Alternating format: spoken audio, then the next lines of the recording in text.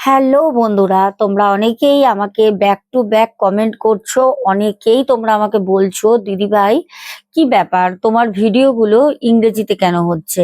অনেকে বলছো খুব প্রবলেম হচ্ছে দিদি ভাই, এ তো গুগলের কথা শুনতে পাচ্ছি, তোমার গলার ভয়েস কোথায়?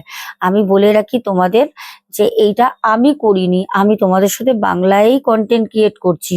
কিন্তু এটা নতুন একটা গুগলের নিয়ম বা সিস্টেম বলতে পারো, যেটা গুগল নিজে থেকেই একটা অটো ডাবিং করছে, অটোমেটিক ডাবিং করে দিচ্ছে, কাউকে ইংলিশে, কাউকে মারাঠিতে, কাউকে পাঞ্জাবিতে করে দিচ্ছে।